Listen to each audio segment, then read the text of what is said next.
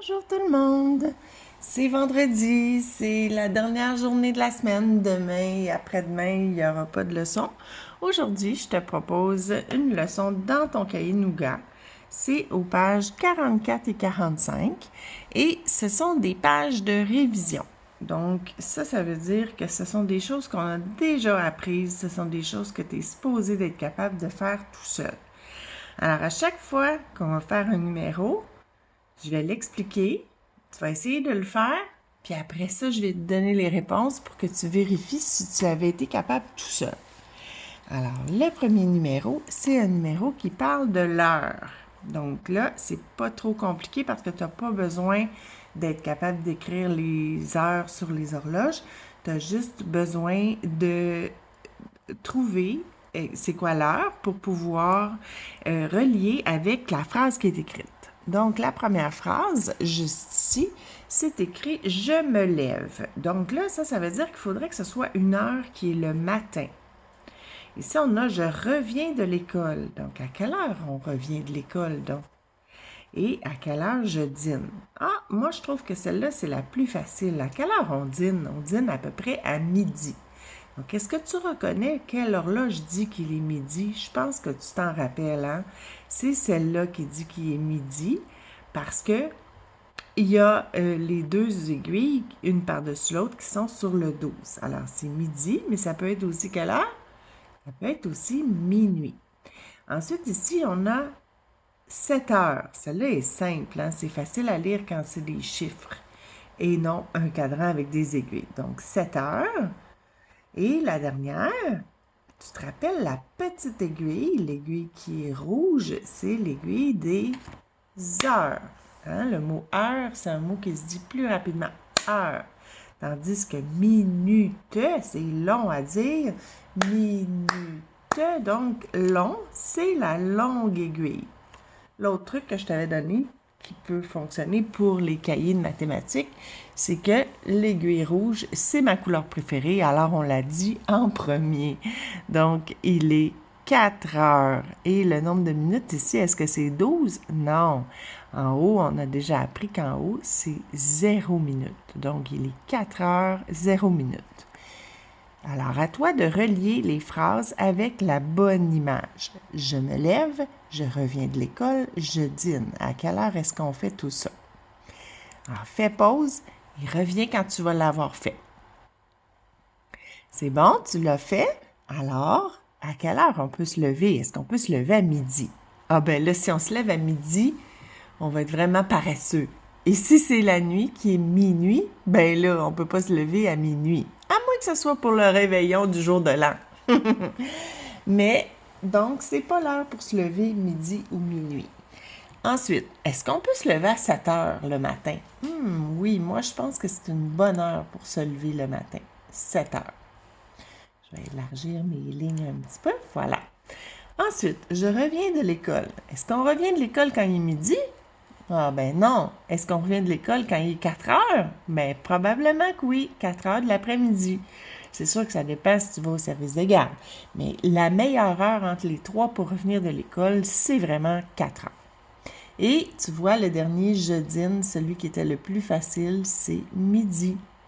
Hein? Ça veut dire que l'heure qui était représentée, c'était pas minuit, c'était midi.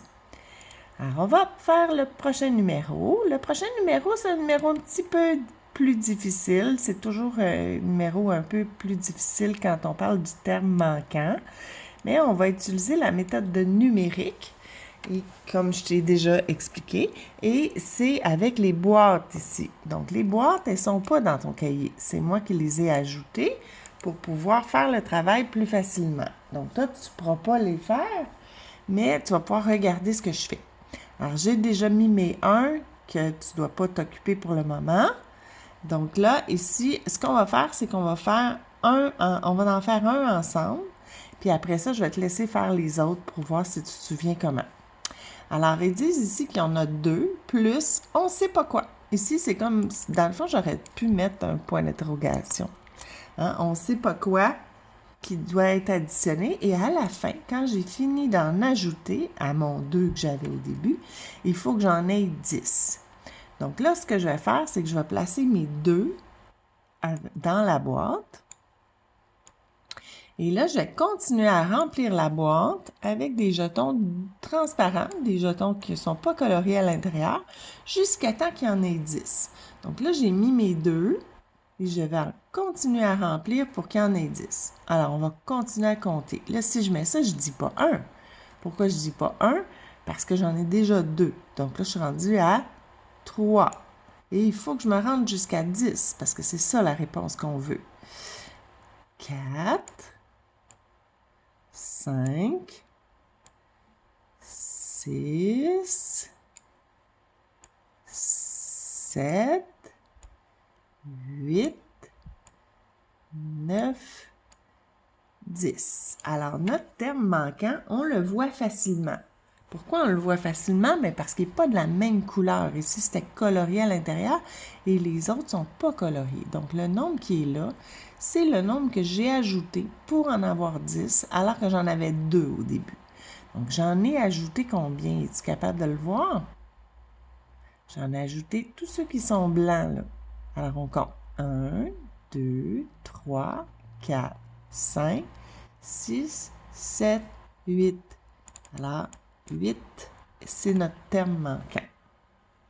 Tout à l'heure, je t'ai dit qu'on allait en faire juste un, mais on va en faire 2, parce que celui-là, c'est un moins. Donc, c'est pas de la même façon qu'on le fait. Dommage qu'il n'ait pas mis un moins ici, comme ça, on aurait pu faire les 2 ensemble, puis toi, tu aurais fait ces 2-là, mais là, il n'y a pas d'autre moins, il y en a juste un, on va le faire ensemble. Donc, quand il y a un moins, il faut mettre les jetons qu'il y a au début. Donc, on va aller mettre 10 jetons. Là, c'est qu'est-ce que je vais faire, moi? Je vais aller plus vite. Je vais copier ceux-là. Après ça, je vais tous les mettre en noir. Et voilà. Hop! Bon, pourquoi ça a fait ça? Je comprends. Ah, c'est parce qu'ils ont colorié ma boîte aussi. OK, ben, je vais enlever la boîte. Tiens, bon. Alors là, fais pause. Prends le temps de faire tes 10 cercles. En fait, tu devrais même pas les colorier. Ça va aller plus vite si tu les colories pas. Donc, fais-les transparents à l'intérieur. Donc, parce que ça ne dérange pas qu'ils soient transparents. Là, c'est pas une addition. Là, on n'a pas besoin d'en faire de 2 couleurs. Alors, fais tes 10 cercles, puis reviens-moi après. C'est bon? Tu as fait tes 10 cercles? Donc là, qu'est-ce qu'il faut faire? C'est qu'il faut en enlever. Mais c'est pas un, là. Ça, c'est supposé d'être un point d'interrogation. Tiens, je vais toutes les changer tout de suite, là. Alors, on ne sait pas combien il faut en enlever. Alors, si on ne sait pas combien il faut en enlever, bien, on va le faire jusqu'à temps qu'il en reste 7. Parce que c'est ça notre réponse qu'on veut. On veut avoir 10, on en enlève, et à la fin, il faut qu'il en reste 7. Donc, on va compter les 7 qu'il faut qu'il nous reste. 1, 2, 3, 4, 5, 6, 7. Et ceux-là, c'est ceux-là qu'on enlève. Donc, on va mettre des X. Moi, j'ai pris un rouge pour que tu vois mieux, mais tu n'as pas besoin de prendre un rouge. Là, tu peux prendre un crayon noir, ça va être parfait. Un crayon mine. Alors, voilà. Donc là, j'en avais 10. J'en ai enlevé et il m'en reste 7. Donc, combien est-ce que j'en ai enlevé? C'est ceux qui ont un X. Donc, il y en a combien? Il y en a 3. Et voilà.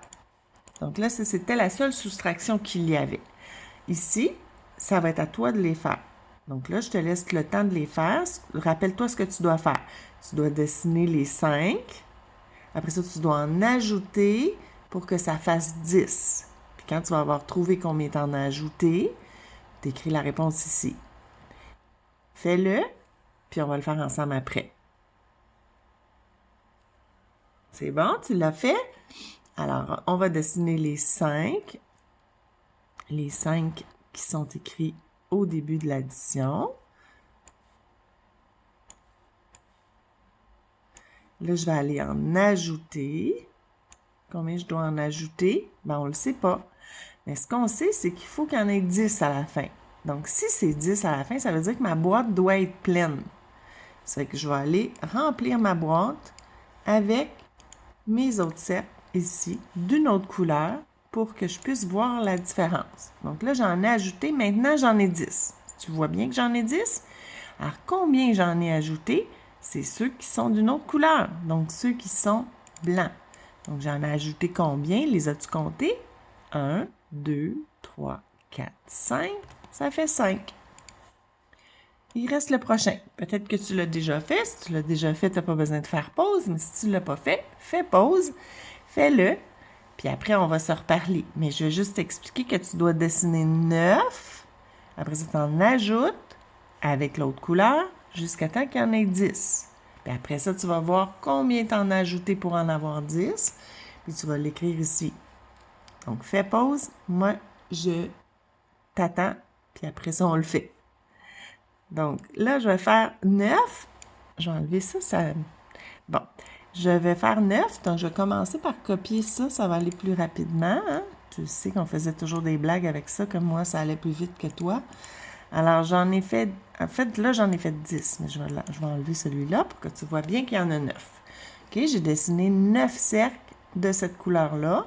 Et là, je dois en ajouter, on ne sait pas combien, pour que ça fasse 10. Combien est-ce qu'il faut en ajouter? On le voit bien parce que la boîte, c'est une boîte de 10. Donc, si on veut en ajouter pour en avoir 10, il faut en ajouter combien? 1. On en a ajouté 1 maintenant, on en a 10. Et voilà. C'est tout pour ce numéro-là. On s'en va à l'autre numéro. Ça va donner faim parce qu'ils vont manger des amandes. Alors, il y a 2 amis, Jules et Mia. Ces 2 amis-là vont manger des amandes.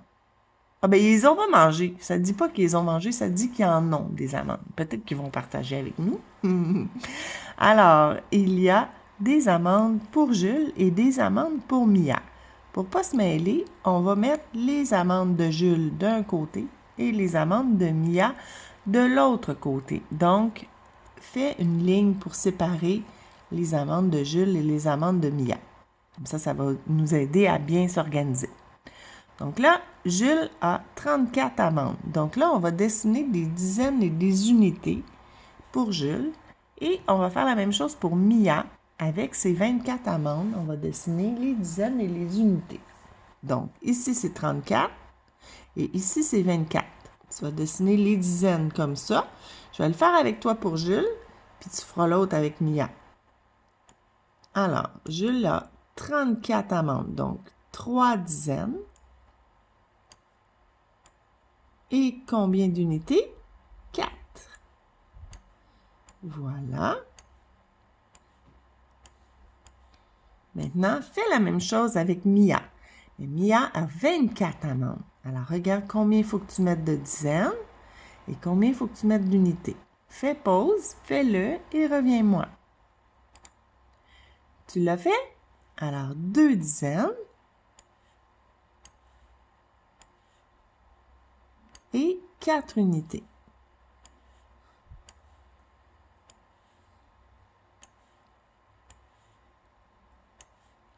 Et voilà. Donc là, j'ai les amandes de Jules et les amandes de Mia. Là, la question, c'est combien d'amandes ont-ils en tout? Donc, si on prend les amandes de Jules et les amandes de Mia et qu'on met tous ensemble, combien ça va faire? Ce qu'il faut faire, c'est qu'il ne faut pas mélanger les dizaines et les unités. On compte combien il y a de dizaines, on l'écrit. On compte combien il y a d'unités et on l'écrit. Souvent, on commence par les unités pour faire ça. Mais il faut les mettre du côté droit. Là, ils sont bien placés comme ça. Donc, les unités, ici, il y en avait 4. Puis ici, il y en avait 4 aussi. Ça fait nos jumeaux. C'est les jumeaux de l'araignée. L'araignée qui avait 8 pattes. Donc, 4 pattes d'un côté, 4 pattes de l'autre côté. 4 plus 4 égale 8. Donc, on a 8 unités. Les dizaines, maintenant, on va compter nos dizaines. Ici, il y en a combien? 3. Et ici, il y en a 2. 3 plus 2, ça fait 5. On peut aussi compter, tout simplement. On dit 3, 4, 5. Donc, en tout, les 2 amis ont 58 amandes. 34 amandes plus 24 amandes égale 58 amandes. On s'en va maintenant au numéro 4. Au numéro 4, on a des kiwis. Alors, c'est des beaux kiwis qui ne sont pas coupés, ils sont tout ronds. Et Sophia, elle a 4 kiwis. Elle va l'en donner la moitié à Vladimir. Il est chanceux, Vladimir, parce que Sophia partage avec lui. Ils vont en avoir le même nombre parce qu'ils vont en avoir la moitié. Alors, si je veux avoir la moitié des kiwis puis que j'en ai 4, combien ils vont en avoir chacun? On va le séparer avec une ligne. Si je mets une ligne ici, ça, c'est les kiwis qui vont rester à Sophia. Et ça, c'est les kiwis qui vont rester, qui vont être maintenant à Vladimir. Donc, elle a partagé. Combien de kiwis Sophia a-t-elle donné? Elle a donné ces deux-là. Donc, on va faire des X sur les kiwis qu'elle a donnés à Vladimir. Donc, elle a donné combien de kiwis? Elle en a donné 2. Et elle en a gardé 2 pour elle. Donc, les deux ont le même nombre. Elle a donné la moitié de ses kiwis à Vladimir. Et voilà. Ah, ici, c'est un travail qui parle des diagrammes à bande. Donc, c'est en 2 parties. Tu as 2 tâches à faire. On va commencer par la tâche du haut, où on voit, c'est parce qu'il y a un boulanger qui a dit que ça prenait des fruits pour faire une tarte. Et Nougat lui a demandé, et le boulanger a répondu que ça prenait 6 framboises, 4 bananes, 3 pommes et 6 bleuets. Ça va faire une tarte avec des fruits tout mélangés dedans. Alors, il faut 6 framboises. Là, ce qu'il te demande de faire, c'est d'aller dessiner les bandes dans le diagramme. Donc là, je vais faire ça ici pour qu'on voit de plus proche. Là, on voit nos nombres, on voit nos fruits, puis on voit notre diagramme. Donc moi, j'ai décidé de le faire en couleur. Si tu as le goût de le faire en couleur, bien, sors tes crayons de couleur. J'ai pris les mêmes couleurs que les fruits. Donc, un rouge framboise pour les framboises, un jaune banane pour les bananes, un rouge foncé pour les pommes et un bleu pour les bleuets. Donc là, on a vu qu'on avait 6 framboises. On avait besoin de 6 framboises pour la tarte. Donc là, le 6 est ici. Donc, il faut que je fasse mes bandes jusqu'en haut. Là, moi, ça va bien à l'ordinateur. Toi, comment tu fais ça? Je vais te le montrer avant. Donc, tu pars de la gauche, tu vas jusqu'au 6. Tu fais ta ligne comme ça. Et tu fais la même chose de l'autre côté. Tu vas jusqu'au 6 et tu traces ta petite ligne comme ça. OK? Puis après, tu peux colorer à l'intérieur, soit avec ton crayon à mine ou avec ton rouge framboise, comme moi. Et moi, je vais remettre ma bande de rouge framboise. Pour les bananes, on disait qu'on avait besoin de 4 bananes. Donc, mon 4 est ici. Ça veut dire que je vais monter ma bande jusqu'au 4. Donc, tu dessines ta bande jusqu'au 4. Tu colories à l'intérieur, soit en jaune banane ou en gris crayon à mine. C'est comme tu veux. Tu fais pause, puis quand tu as terminé, tu peux revenir pour qu'on fasse celui des pommes. Alors, les pommes, combien? 3. Donc, je vais monter ma bande jusqu'au 3. Et voilà. Il me reste les bleuets. 6 bleuets. 6 bleuets, il est où le 6? Il est jusqu'en haut. Alors, je vais monter ma bande jusqu'en haut. Et toi aussi, tu vas dessiner tes bandes comme ça, soit en couleur, soit en crayon mine, comme tu as envie. Il faut les colorier à l'intérieur. Tu fais pause. Quand tu as terminé, on va faire la deuxième tâche qui va avec ce travail-là. La deuxième tâche, on doit aller dessiner dans les boîtes tous les fruits qu'on a pour pouvoir savoir combien ça prend de fruits en tout pour faire la tarte. Donc là, ici, j'avais 6 framboises, donc je vais aller dessiner mes 6 framboises avec des cercles. Ah, on aurait dû prendre des cercles transparents, c'est moins long à dessiner. Voilà. Alors, 6 framboises. C'est fait. Et là, pour aller dessiner tes bananes, tu ne vas pas les faire dans l'autre, là, parce qu'on continue à remplir cette boîte-là avant de remplir l'autre. Il y avait combien de bananes déjà? Il y en avait 4. Hein? On peut le voir ici, mais on peut le voir aussi en haut. Donc, 4 bananes. On remplit notre boîte. 1, 2, 3, 4. Tu vois, on a déjà une boîte de pleine. On va pouvoir continuer dans l'autre boîte après. OK, combien de pommes? Il y avait 3 pommes. On le voit ici dans le diagramme et on le voit aussi ici. Donc, 3 pommes dans le diagramme. Et dans les petites boîtes. 1, 2, 3 pommes.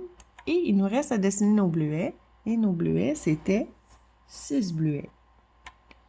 6. Alors, je continue ma boîte. Je ne m'en vais pas dans l'autre boîte. Il faut que je complète ma boîte. Comme ça va être plus facile de compter. Alors, combien on a dit? 6.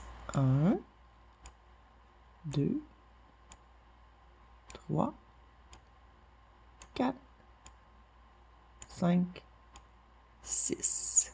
Les autres, on n'en a plus besoin. Et on sait maintenant combien ça prend de fruits pour faire une tarte. Mais on le sait, sauf qu'il faut compter. Là, on a une dizaine ici. Donc, il faut que ce soit 1 comme dizaine. Ah, mais il y en a juste un. Alors, c'est sûr que c'est lui parce que les autres, c'est 2. Alors, il aurait fallu que les 2 boîtes soient remplies pour avoir 2 dizaines. Nous, on n'a pas 2 dizaines. Donc, c'est sûr que c'est pas ça la réponse.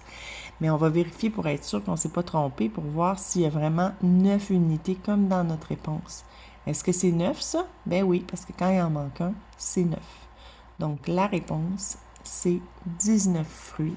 On encercle la bonne réponse. Et on a fini notre travail pour aujourd'hui, pour Nougat, pour la révision du thème. Après ça, là, on va avoir un petit jeu. Je vais te le faire. Ah non, une situation problème aussi, c'est vrai. Alors, la semaine prochaine, on va faire la situation problème dans Nougat et on va faire aussi le jeu dans Nougat. Puis, on va être rendu au thème 7. Alors, on va continuer la prochaine fois. Donc, j'espère que tu as bien réussi à faire ton thème 6, ta révision du thème 6. C'est ce qui complète la leçon d'aujourd'hui. Alors, je te laisse. Bye bye!